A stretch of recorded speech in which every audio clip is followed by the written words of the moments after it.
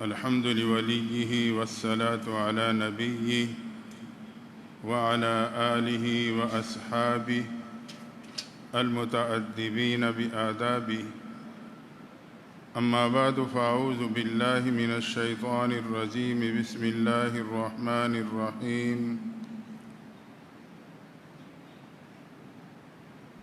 وينجي الله الذين اتقوا بمفازتهم لا يمسهم السوء ولا هم يحزنون.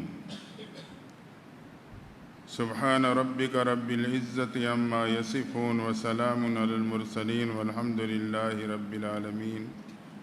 درود شریف. اللهم صل على سيدنا ومولانا محمد وعلى آل سيدنا ومولانا محمد وبارك وسلم وصل عليه.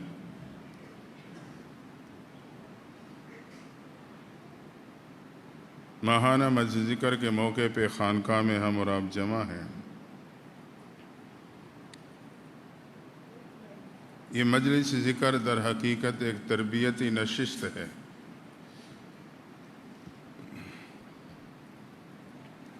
اس لیے ہم صرف سماع پہ اکتفا نہ کریں، کچھ باتوں کو دل و دماغ میں بٹھانے کی کوشش کریں.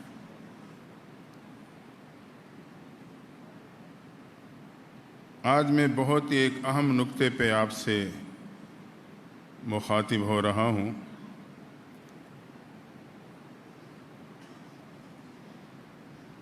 ہر بندہ پریشان ہے اور اس جستجو میں لگا ہوا ہے کہ پریشانیوں سے کیسے نجات پاؤں، مشکلات سے کیسے نکلوں. اس کی ذاتی زندگی ہے، خاندانی زندگی ہے یا معاشرتی زندگی، تینوں شعبوں میں وہ اسی چیز کا شکار ہے، لیکن اسے نکلنے کا راستہ نظر نہیں آتا. گوئے کہ لگتا ہے کہ ہر ایک کے لیے اس کا گھر، دکان، دفتر وہ مچھلی کا پیٹ بن چکا ہے. نکلنے کے لیے راستہ تلاش کرتا ہے لیکن نظرتا نہیں.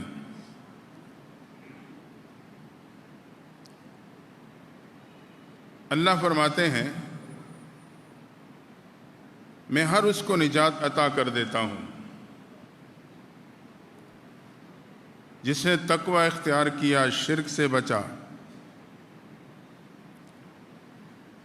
فرمایا میں اسے بچا لوں گا ہر قسم کی برائی اور ہر قسم کے خوف سے.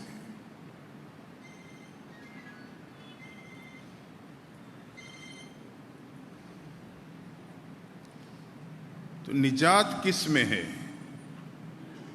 خواہ وہ دینی فتنہ ہو یا دنیاوی پریشانی. مشکوٰۃ شریف کی حدیث حضرت عتبہ بن عامر رضی اللہ تعالیٰ عنہ فرماتے ہیں کہ میں ایک موقع پہ پیغمبر صلی اللہ علیہ وسلم کی خدمت میں حاضر ہوا.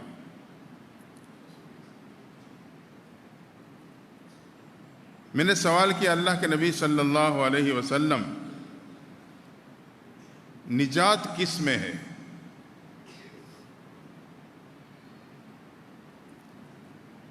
اس میں دین کے فتنے ہوں یا دنیاوی مصائب اور پریشانیاں، دونوں سے نجات مراد.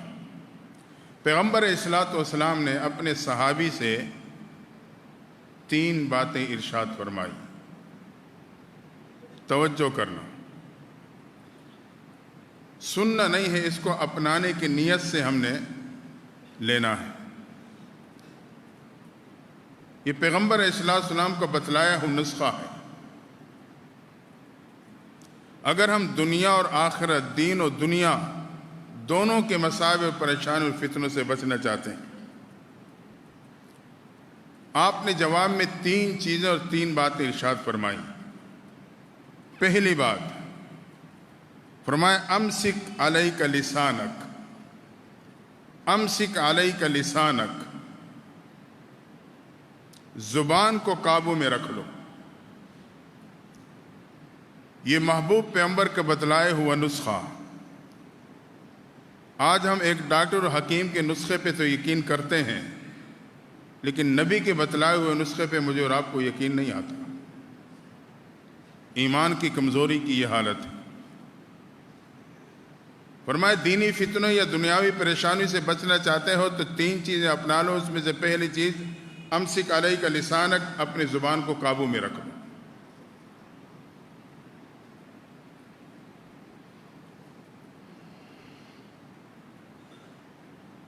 حدیث میں آتا ہے، یہ فی شعب الایمان میں حدیث موجود ہے، نقل کی گئی۔ خاموشی اختیار کرنا 60 سال عبادت سے بہتر ہے۔ اور آج ہمیں تو جب تک ہم بحث نہ کریں، کسی سے الجھے نہیں، ہمیں تو سکون نہیں آتا۔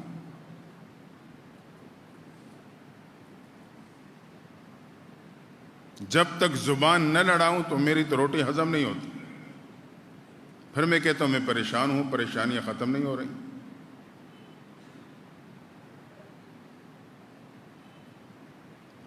خاموشی شیطان کو بہکا دیتی ہے۔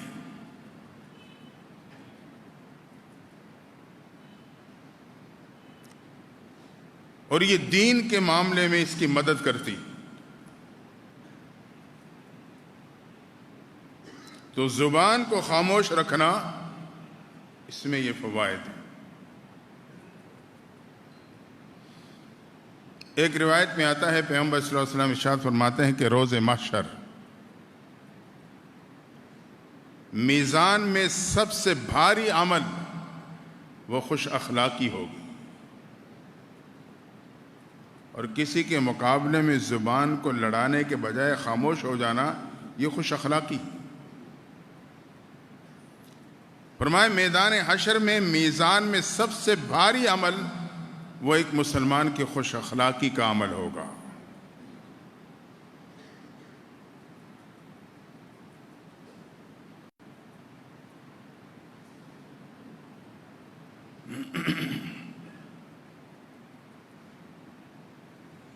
اچھا، ایک بات ذہن میں رکھنا، جب کسی بات پہ بحث اور تکرار ہو جائے نا 2 بندوں کے درمیان، تو یہ پکی ٹھکی بات ہے۔ جس کی آواز جتنی اونچی ہوگی وہ اتنا جھوٹا ہوگا اپنے دعوے میں۔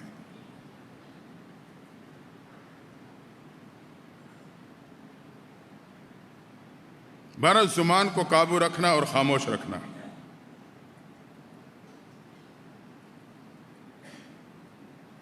حضرت امام اعظم ابو حنیفہ رحمۃ اللہ تعالی علیہ، اور اسی طرح حضرت مولانا محمد شفیع صاحب، مفتی شفیع صاحب رحمۃ اللہ تعالی علیہ کے بارے میں آتا ہے کہ وہ سوال کے جواب میں بولتے تھے، ورنہ خاموش رہتے تھے۔ یہ خاموش رہنے کا ایک بہترین نسخہ ہے۔ سوال کے جواب میں بات کرو۔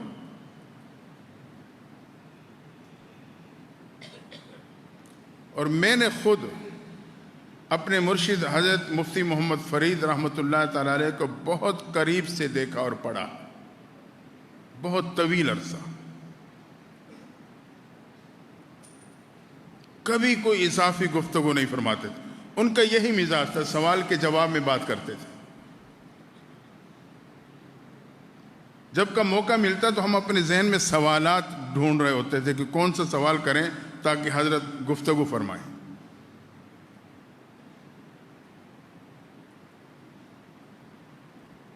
میں آپ کو ایک ذاتی سی کیفیت بتلاؤں، چونکہ بچپن میں کیا تھا، حضرت کے ساتھ ان کی نگرانی میں تھا۔ ایک وقت ایسا آیا میرے پہ کہ میں اپنی ضرورت ان کے سامنے بیان نہیں کر سکتا تھا، جھجکتا تھا۔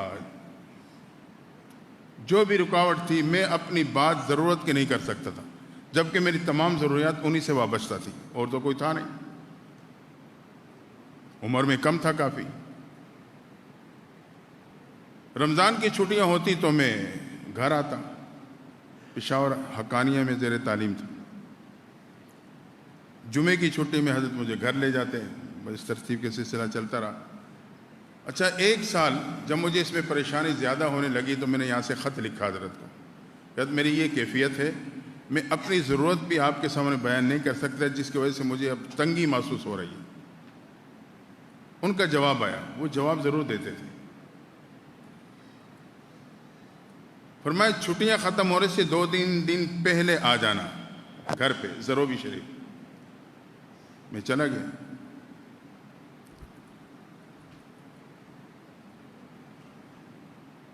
وہاں ساتھ ہی مسجد تھی، مسجد میں کمرہ تھا پرانا سا، اب تو مسجد نہیں بن گئی ہے۔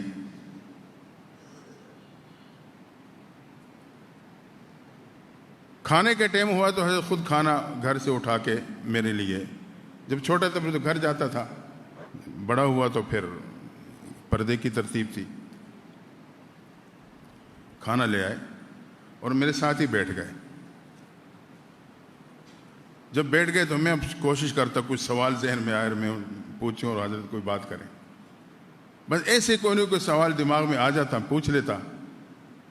تو اس پہ مجھے خود محسوس ہوتا تھا کہ حضرت مفتی صاحب رحمۃ اللہ تعالیٰ علیہ اس پہ ایک طویل گفتگو کرتے تھے، صرف جواب نہیں، اس کو تھوڑا سا بڑھا کے بات کرتے۔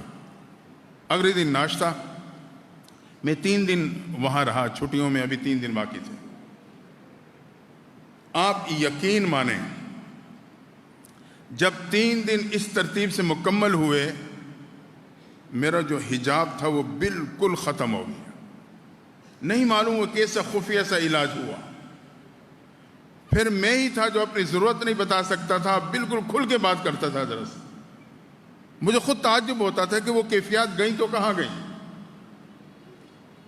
میں کہنے کے مطلب یہ ہے کہ حضرت مفتی صاحب رحمۃ اللہ تعالیٰ علیہ بھی یہی معمول تھا کہ سوال کے جواب میں بات کرتے تھے ورنہ خاموش رہتے تھے۔ تو پیغمبر علیہ السلام نے فرمایا کہ پریشانیوں سے نجات چاہتے ہو، فتنوں سے نجات چاہتے ہو، 3 کام اپنا لینا، جس میں پہلا کام امسک علیک لسانک، زبان کو قابو میں رکھ لو، اس کو زیادہ استعمال نہ کرو، بغیر ضرورت کے بے سے مباحث ہے، جیسے آج کل میرے اور آپ کی صورتحال ہے۔ ایسے خواہ بیٹھ جائیں گے اور ایک کی حکومت بنائیں گے، ایک بنائے گا دوسرا گرائے گا، ایک بنائے گا دوسرا گرائے گا، ہاتھ میں خاک بھی نہیں آئے گی، پھر ہاتھ جھاڑ کے اٹھ کے گھروں کو چلے جائیں گے، کیا ملا؟ مزاج بن چکے ہیں ہمارے۔ تو زبان کو قابو رکھیں۔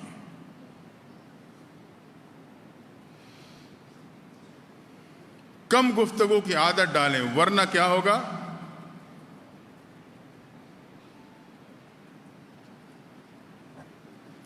بعض اوقات ایسی گفتگو کر بیٹھوں گا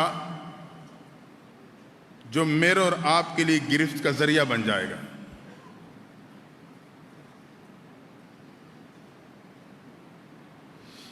کتابوں میں ایک واقعہ لکھا ہے، مدینہ طیبہ میں ایک خاتون کا انتقال ہوا۔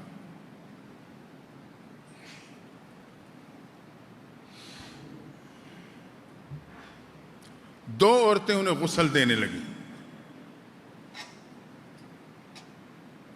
ایک پانی ڈالتی، دوسرا صابن جسم پہ لگا کے ہاتھ سے ذرا مل لیتی۔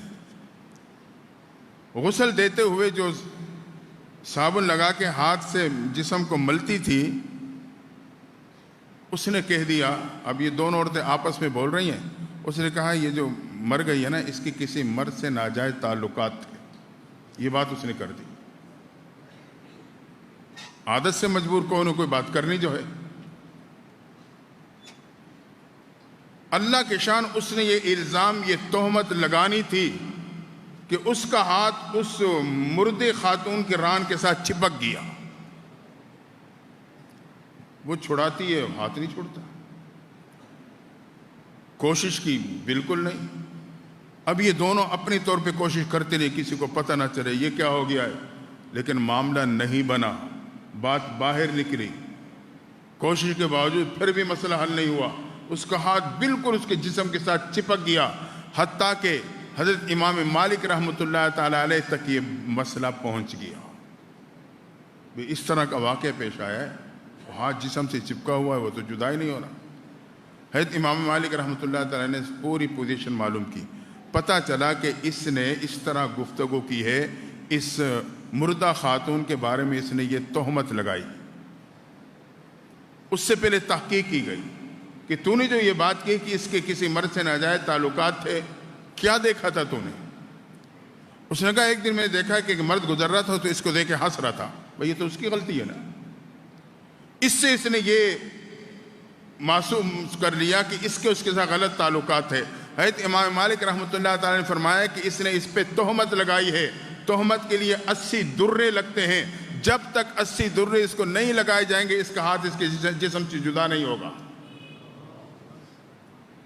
آخر کار وہ سزا اس پہ جاری کی گئی۔ جب 80واں درہ لگا اس کے بعد اس کا ہاتھ اس کے جسم سے جدا ہو گیا۔ بعض دفعہ خواہ گفتگو گلے بھی پڑ جاتی، دنیا میں نہیں تو پھر آخرت کا معاملہ بنے گا۔ اس لیے کم از کم جو سالکین ہیں، خانقاہ سے تعلق، ذکر و اذکار سے تعلق، انہیں چاہیے کہ وہ اپنی گفتگو میں کمی لائیں،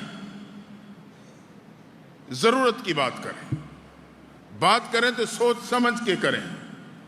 ہم پہلے بولتے ہیں پھر تولتے ہیں، نہیں، پہلے تولو پھر بولو۔ دیکھیں اللہ نے سننے کے لیے کان 2 دیے ہیں، بولنے کے لیے زبان 1 دی ہے۔ اس کا مطلب یہ کہ سنو 2، بولو 1۔ ہم کیا کرتے ہیں؟ بولتے 10 ہیں، سنتے 1 بھی نہیں۔ دوسروں کی سنو لیکن تم کم بولو۔ قدرت فطرت کی زبان بھی مجھے آپ کو یہی بات سمجھا رہی ہے۔ سننے کے لیے کان 2 ہیں، بولنے کے لیے زبان 1 ہے۔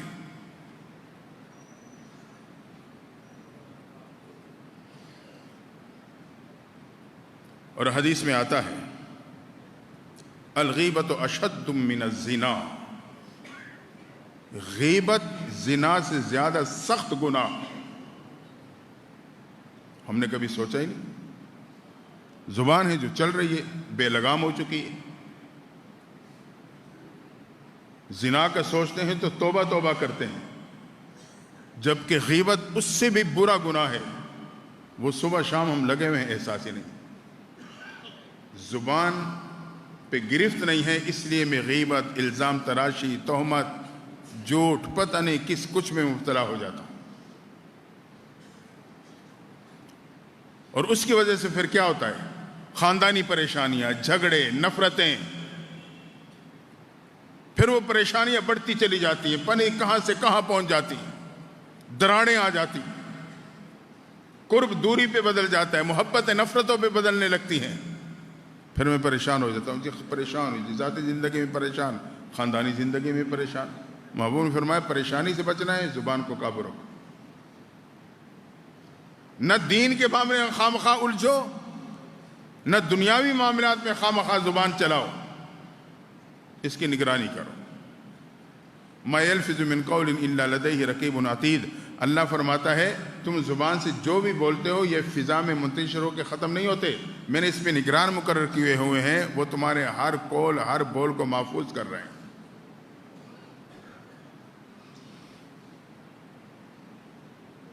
آج کل تو ان باتوں کو سمجھنا آسمان آسان ہے، سائنس نے تو لہروں کو قابو کر لیا، مسخر کر لیا۔ کس کس زمانے کی آواز جو لہروں میں وہ انہیں وہ محفوظ کر رہے ہیں۔ تو اللہ فرماتے ہیں جو زبان سے بولتے ہو اس کو محفوظ کیا جا رہا ہے، یہ ختم نہیں ہوگا۔ ایک بات،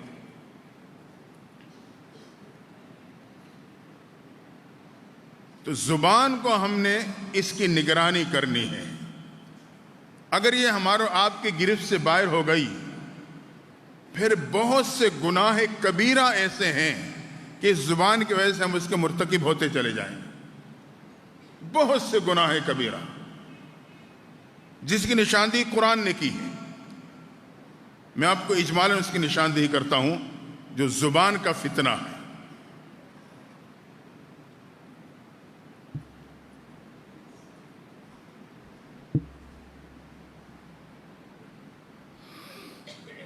تو اگر میں فتنے سے بچنا چاہتا ہوں، 10 باتوں سے بچ جاؤں، اور تقریباً ان 10 باتوں کا تعلق زبان سے۔ پہلی چیز، قرآن کہتا ہے وَلَا يَغْتَبْ بَعْضُكُمْ بَعْضًا، ایک دوسرے کی غیبت نہ کرو، زبانی اس کا ذریعہ ہے۔ ایک دوسرے کی غیبت مت کرو۔ دوسرا اصول، فتنے سے بچنا ہے تو پریشانی سے بچنا ہے۔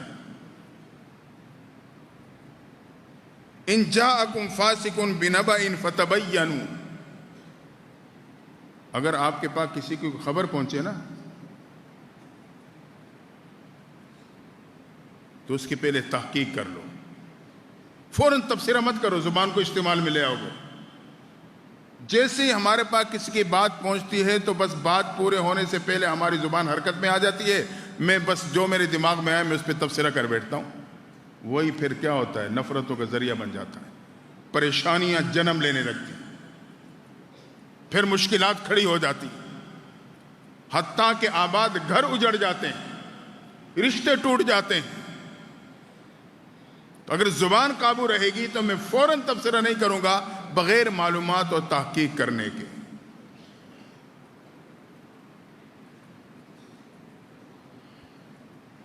ورنہ اکثر پتہ کیا ہوتا ہے، الفاظ وہی ہوتے ہیں جو تیسرے بندے نے کہے ہیں، لیکن جو درمیانہ والا بندہ آپ تک پہنچا رہا ہے وہی الفاظ ہوں گے، بولنے کا انداز، لہجہ بدلے گا، اس کا مفہوم بدل جائے گا۔ مثال کے طور پر آپ کے پاس کوئی شخص آئے ملنے کے لیے، اٹھ کے جانے لگا، آپ نے کہہ دیا یار روکو مت جانے دو، محبت میں، تعلق میں، یار اسے روکو مت جانے دو۔ اب یہی میری بات اگر درمیان والا بندہ اس تک پہنچاتا ہے اور وہ اسے یہ کہتا ہے کہ اس نے کہا ہے روکو مت جانے دو، الفاظ وہی ہیں، الفاظ میں کمی زیادتی نہیں ہے، انداز بدل دیا۔ دیکھو یار وہ تیرے بارے میں گئے تو روکو مت جانے دو، جیسے ہم کہتے ہیں یار جانے دو جان چھوٹی۔ آپ بتائیں یہ نفرت کا ذریعہ بنے گا نہیں بنے گا؟ اور یہ کس کا کردار ہے؟ زبان کا۔ زبان غلط استعمال ہو رہی ہے۔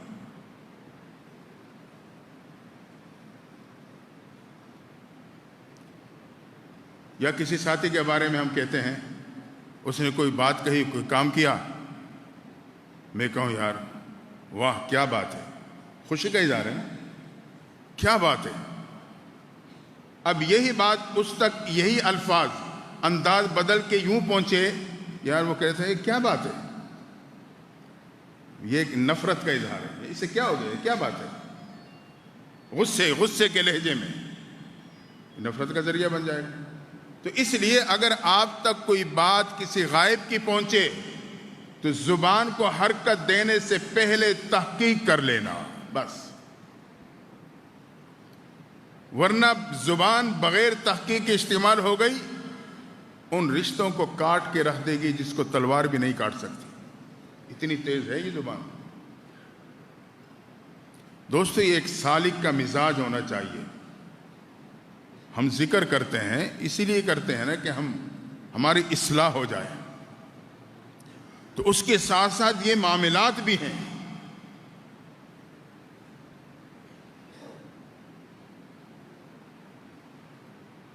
تو زبان کو ہم نے قابو رکھنا ہے۔ ایک بات،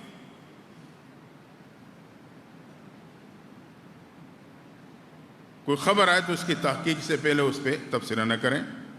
تیسری چیز جو قرآن میں مجھے آپ کو اصول بتایا جا رہا ہے پریشانی سے نجات پانے کا، فرمائے فلا تجسسوا، تجسس نہ کرنا۔ کسی کے بارے میں تھوڑی سی بات سنی، اب اس کے ٹو میں لگ گئے، 10 بندوں کو فون کرتا ہوں، یار فلاں کے بارے میں نے سنا ہے، وہ کیا ہوا؟ اس نے کہا یہ ہوا، اچھا اور کیا ہوا؟ یہ ہوا، اور کیا ہوا؟ بھائی کیا پڑھی ہے مجھے؟ ٹو لگاتا ہوں، ایک کو نہیں کئی کو فون کر کے پوچھوں گا، رپورٹ لوں گا۔ یہ جو رپورٹر مزاج کا بندہ ہوتا ہے نا، یہ ہمیشہ نقصان اٹھاتا ہے۔ بھئی میری کوئی ڈیوٹی لگی ہے کہ میں نے رپورٹ لینی ہے، رپورٹ کرنی ہے؟ ہم کا رپورٹر بنا پھر رہا ہوں۔ کوئی تو ہوتا ہے مزاجن ڈاکیا، میری بات آپ کو پہنچائے گا، آپ کے بات میرے پہنچائے گا، اس کی اسے پہنچائے گا، اسے اس کے پہنچائے گا۔ بھئی کہاں کا ڈاکیا بنا پھر رہے، ہم بغیر تنخواہ کے ڈاکیے کے کام کر رہے ہیں۔ اور کوئی ہوتا ہے رپورٹر، یہ نقصان دیتے ہیں یہ مزاج۔ سالک کو کم از کم اس سے بچنا ہے۔ فرمایا فلا تجسسوا، ٹو میں نہ پڑھنا کسی کے بارے میں۔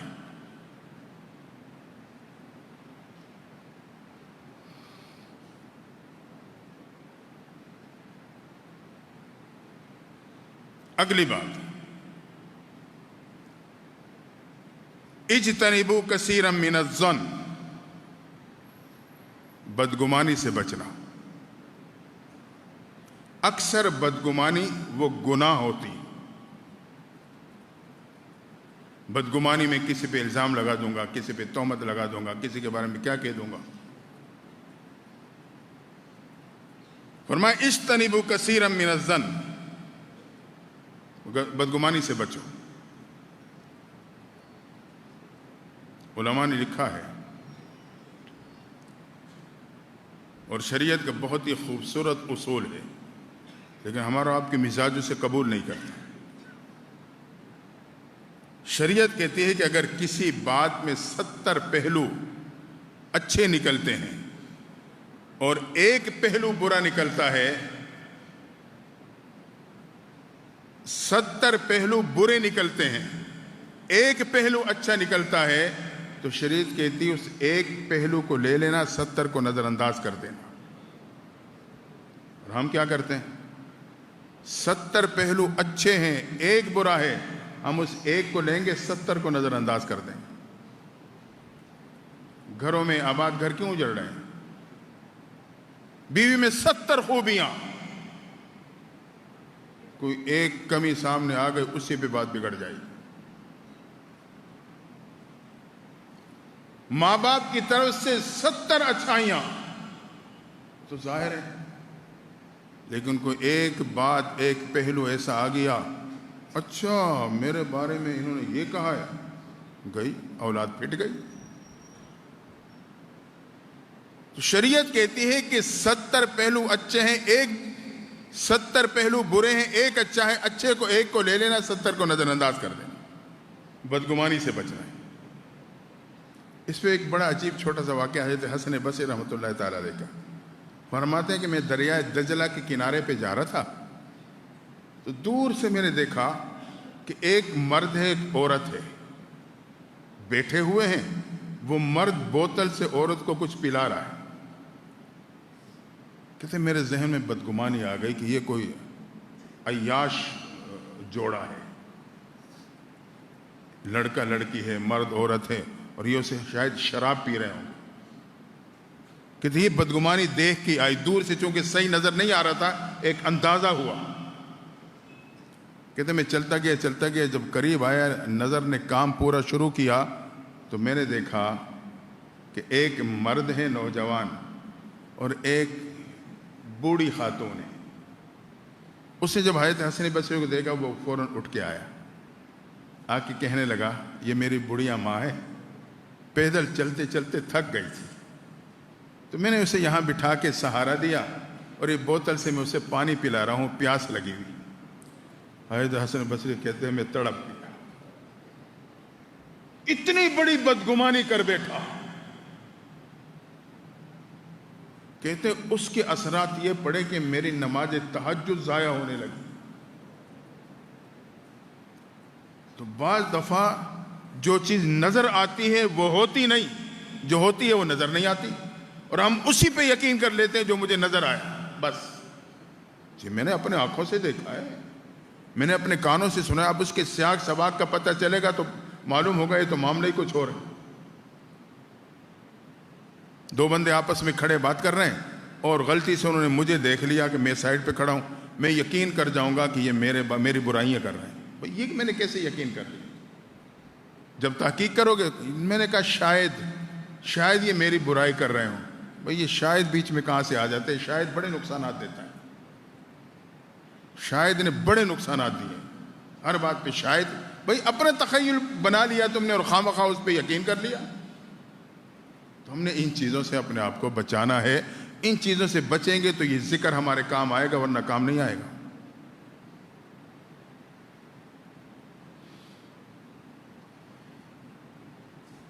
پانچواں اصول،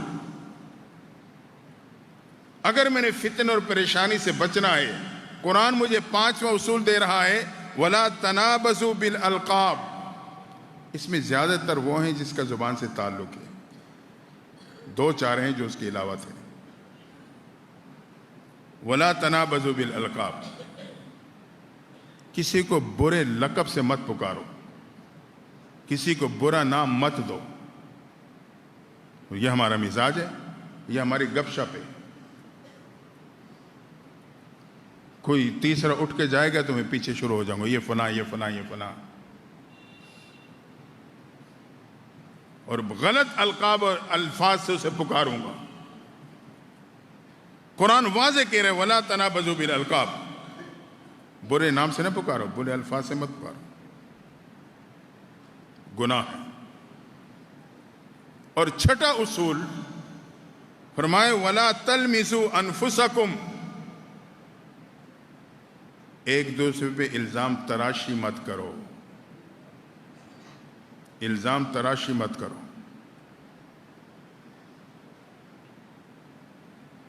ساتواں اصول، اگر فتنے سے بچنا چاہتا ہوں، نہ کسی کو برے لفظ سے پکاروں، برے لقب سے پکاروں، نہ ہی الزام تراشی کروں. آج کل تو ابھی ملزم نہیں ہوتا ہم اسے مجرم بنا دیتے ہیں. ساتواں اصول فرمایا لا یسخر قوم من قوم. مذاق مت کرو، ایک دوسرے کا مذاق اڑا کے اس کی عزت نفس کو مجروح مت کرو. یہ بھی ہم کرتے ہیں. کوئی بات مل جائے ہم اس کا مذاق اڑانے لگ جاتے ہیں، اس کی عزت نفس کو مجروح کرتے ہیں. 10 بندوں کے سامنے ہم اسے خراب کرتے ہیں اور پھر قہقہے لگاتے ہیں، خوش ہو رہے ہوتے ہیں. فرمایا لا یسخر قوم من قوم. اگر کسی کا کوئی عیب، کوئی غلطی معلوم ہو جائے تو مذاق کر کے اس کے عزت نفس کو مجروح نہ کرو. میں کہتا ہوں میں تو مذاق کر رہا تھا. بھئی اس کی ایسی تیسی پھیر دی ہے بیچارے کی، 4 بندوں کے سامنے سے بے عزت کر دیا، تیرا مذاق ہے؟ نہیں، جو کہا ہے پھر اس کو ثابت کرنا پڑے گا، جواب دینا پڑے گا. زبان بے لگام ہو جائے تو پھر بہت نقصانات اٹھانے پڑتے ہیں.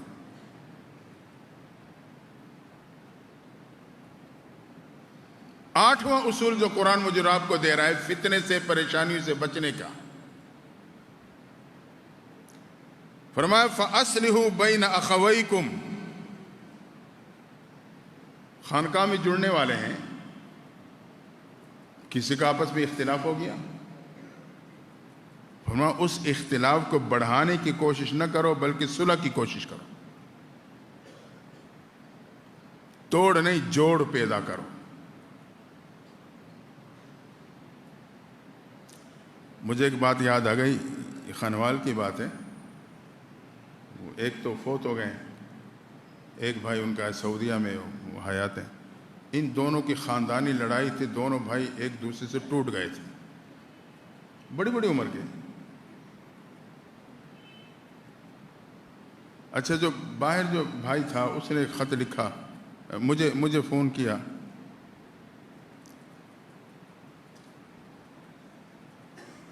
کسی بات کام کے حوالے سے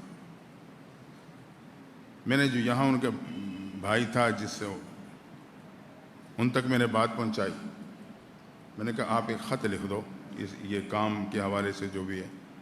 انہیں اسی طرح رکھا سکھا اس کا نام لکھا اور نیچے ساری بات لکھ دی. اب مجھے تو پتہ تھا ان کا آپس میں جوڑ نہیں ہے، تو اسی طرح میں رکھا سا نام لکھا اور بس دیکھ کے پتہ لگتا تھا نفرت. تو میں نے کیا کیا، وہ کھلا تھا خط، ڈاک میں ڈالنا تھا بند کر کے، میں نے اس کے آگے پیچھے خوب القاب لگا دیے، لاہے کے سابے کے لگا دیے اس کے نام کے ساتھ. جب وہاں خط گیا وہ تو سمجھو میرے بھائی نے مجھے یوں لکھا ہے. اب وہ جو دوریاں نفرتیں تھیں، 2-4 خط درمیان میں آئے گئے، الحمدللہ ان کی نفرتیں محبتوں پہ بدل گئی.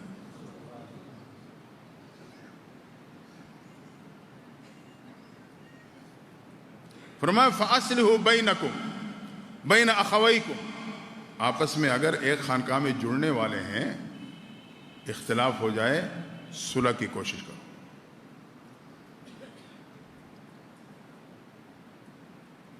9واں اصول فتنے اور پریشانی سے بچنے کے لیے، وَلْيَعْفُوا وَلْيَصْفَحُوا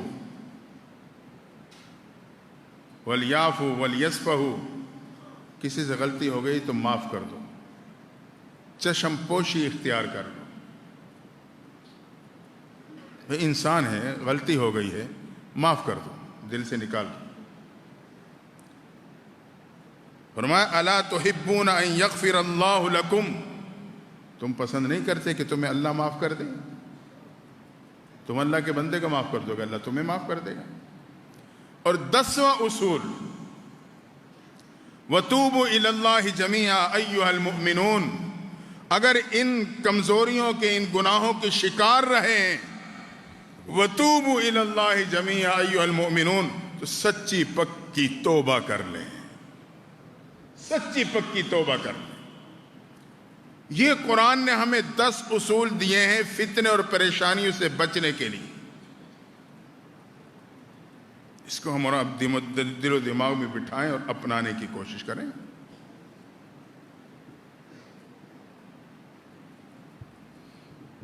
غیبت سے بچیں، بغیر تحقیق کے کسی بات کے تبصرے سے بچیں، تجسس سے بچیں، ٹو نہ لگائیں۔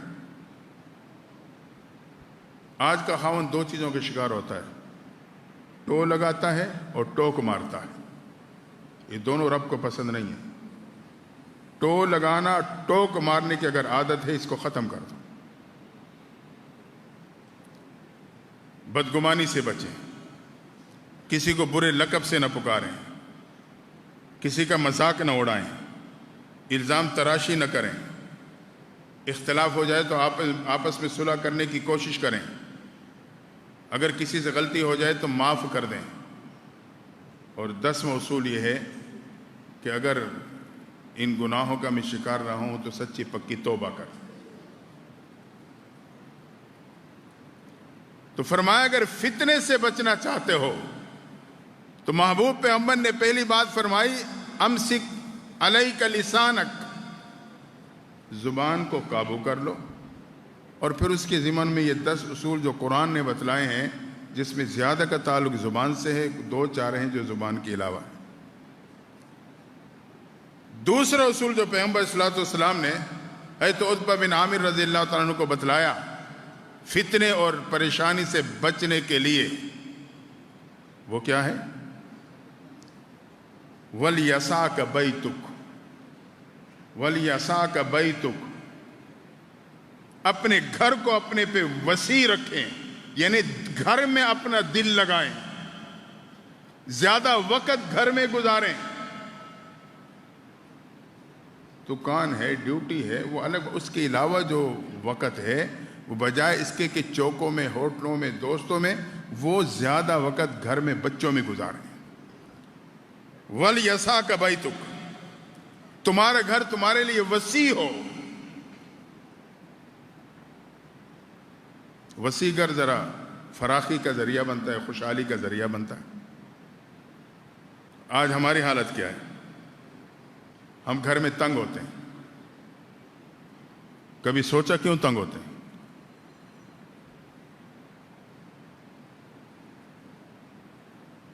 میاں بیوی کا جھگڑا چلتا ہے تو گھر میں وقت گزارنے کو دل ہی نہیں چاہتا، اس کا منہ ادھر ہے، اس کا منہ ادھر ہے، کہاں دل چاہے گا؟ گھر میں کیسے وقت گزرے گا؟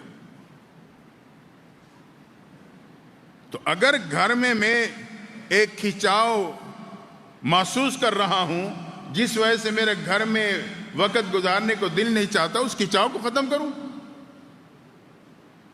تاکہ گھر میں میرا دل لگے۔ نفرت ہوگی تو گھر میں رہنے کو دل نہیں کرے گا، محبتیں ہوگی تو گھر سے باہر جانے کو دل نہیں کرے گا۔ ہم گھر میں ایسا ماحول پیدا کریں، میاں بیوی کا، ماں باپ اولاد کا، تاکہ گھر میں ہمیں زیادہ وقت گزارنے میں مزہ آئے۔ آج ہم تنگ ہو رہے ہوتے ہیں، اس کی وجہ میں اور آپ خود ہیں۔ فرمائے پریشانیوں سے نجات چاہتے ہو، فتنوں سے بچنا چاہتے ہو، اپنے گھر کو اپنے آپ پہ وسیع رکھیں، گھر میں دل لگائیں۔ دیکھ لیں آج کل ماں باپ پریشان ہے، اولاد جب باہر نکلتی ہے، اگر پیچھا کر رہے ہو، دیکھ رہے ہو کہاں جاتے ہیں، کس ماحول میں بیٹھتے ہیں، کون سے دوست ہیں، وہ کس ماحول کے، اگر کوئی پیچھا نہیں کرتا، نگرانی نہیں کرتا، اللہ معاف کرے، آپ کو بھی حالات کا پتہ ہے، کوئی نشوں پہ لگ گیا، کوئی کس کام پہ لگ گیا، کوئی کس کام پہ لگ گیا، پھر وہی بوڑھے ماں باپ خون کے آنسو رو رہے ہوتے ہیں، کیونکہ اولاد گھر میں نہیں ٹک رہی، ماں باپ بھی مجبور ہو جاتے ہیں۔ تو اگر گھر میں وقت گزرے گا تو ان فتنوں سے، میں ہوں یا میری اولاد ہے، وہ فتنوں سے محفوظ رہے گی۔ تیسرا اصول پیغمبر صلی اللہ علیہ وسلم نے اپنے صحابی سے فرمائے، اگر فتنے سے، پریشانی سے بچنا چاہتے ہو، فرمائے وَابْكِ عَلَىٰ خَطِیئَتِکَ، اپنے گناہوں پہ روتے رہو۔ وَابْكِ عَلَىٰ خَطِیئَتِکَ، اپنے گناہ پہ روتے رہنا، پریشانی سے نجات پالو گے۔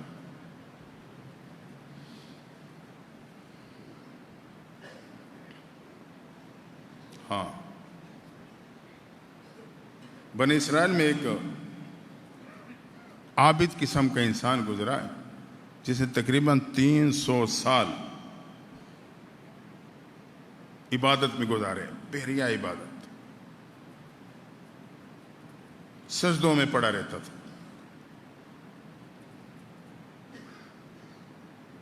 جبریل امین نے پیغمبر صلی اللہ علیہ وسلم کو یہ واقعہ بتلایا۔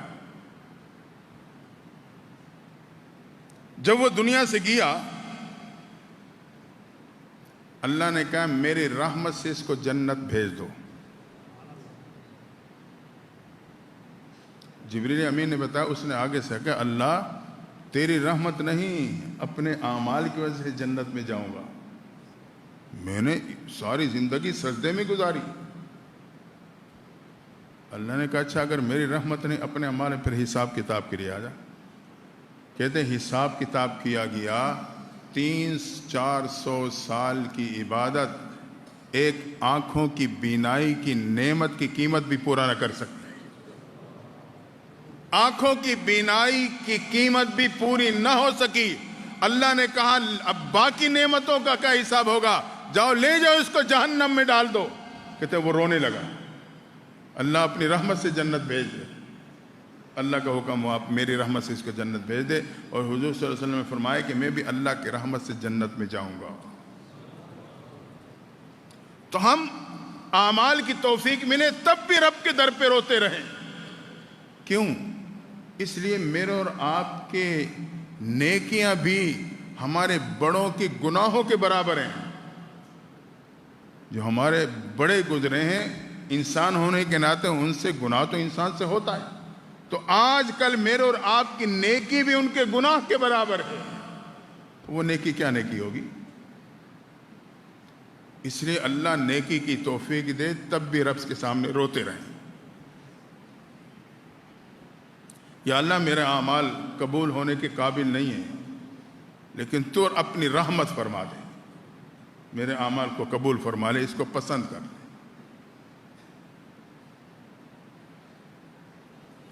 تو پیغمبر صلی اللہ علیہ وسلم نے یہ 3 اصول مجھے اور آپ کو عطا فرمائے۔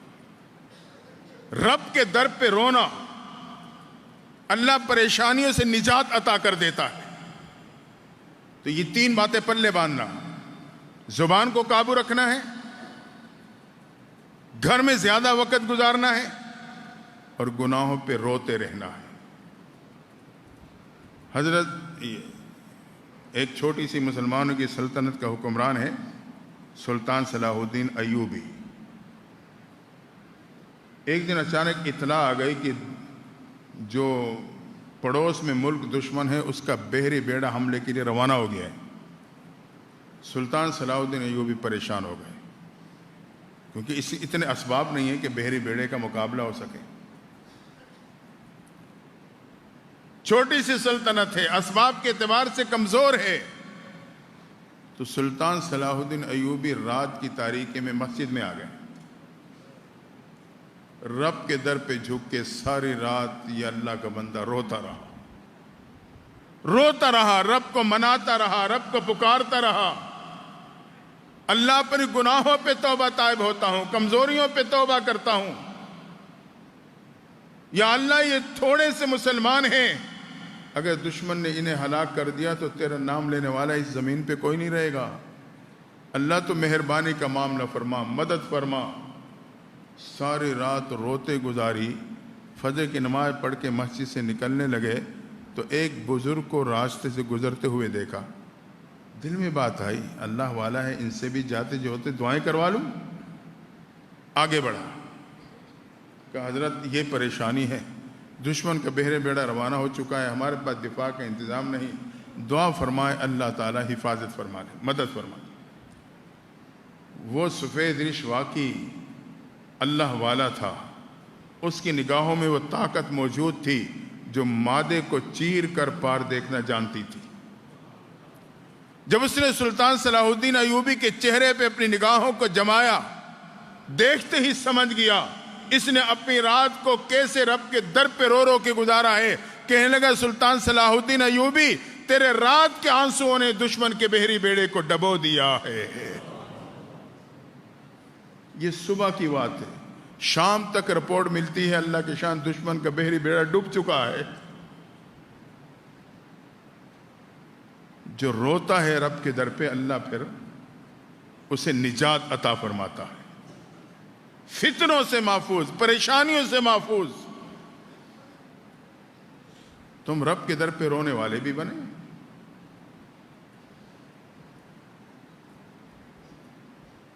تو یہ وہ نسخہ ہے جو آج ہر بندہ تلاش میں ہے، پریشانیوں سے کیسے نکلوں، فتنوں سے کیسے بچوں۔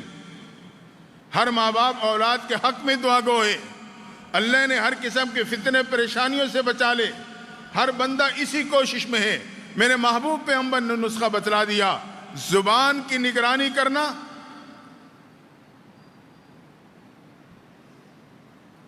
گھر میں زیادہ وقت گزارنا، جو آپ کو فرصت ملے بجائے ادھر ادھر کی۔ اب گھر میں تب گزرے گا جب گھر کا ماحول میں نے اچھا رکھا ہوگا، اور گناہوں پہ روتے رہنا۔ اگر یہ تین کام ہم اور آپ اپنا لیں گے تو آج فتنوں کا دور ہے۔ پریشانیاں تو اپنی جگہ پہ جو ہیں وہ ہیں، دینی فتنے سر اٹھا رہے ہیں، ایمان خطرے میں پڑ رہا ہے نوجوانوں کا، بچانا بہت ضروری۔ اللہ نہ کرے ایمان گیا ہاتھ سے تو سب کچھ گیا۔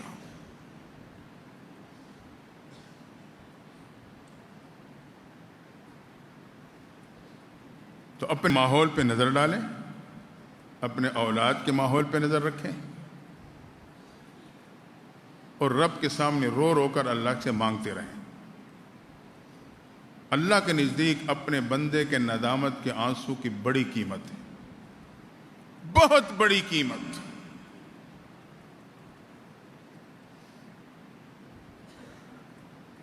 حدیث میں آتا ہے کہ ایک دن ایک شخص قیامت کے دن اپنا انجام دیکھ لے گا، یقین کر جائے گا کہ میرے سوائے جہنم کی کوئی ٹھکانہ نہیں، نیکیوں کا پڑھنا ہلکا، گناہوں کا بھاری ہو رہا ہے، اب میری تو ہلاکت۔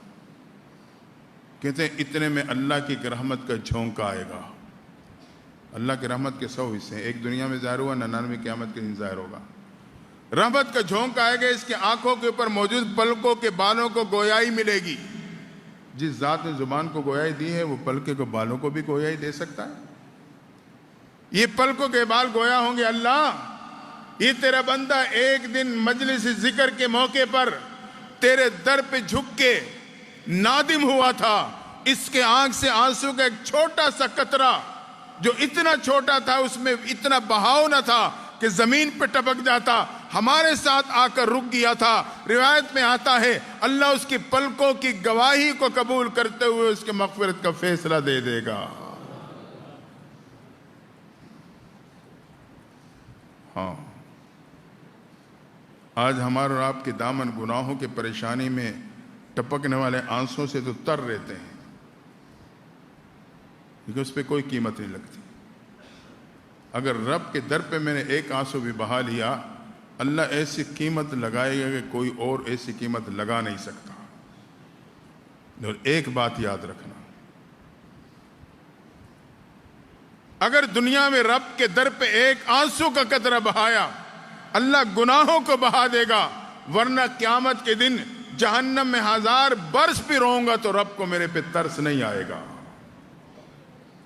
پھر ترس نہیں آئے گا۔ ہاں دنیا میں رو پڑا تو اللہ کو رحم آئے گا۔ تم اس ایسے لمحات سے فائدہ اٹھائیں، ان محبوب پیغمبر کے بتلائے ہوئے ان تینوں اصولوں کو اپنائیں اور کوشش کریں اپنے طور پہ بھی پورے مہینے میں تو کم از کم ماہانہ میں ذکر میں آ کے چلو کچھ باتیں سن لی، کوئی رو دو کہ اللہ سے مانگنے کا ماحول موقع مل گیا۔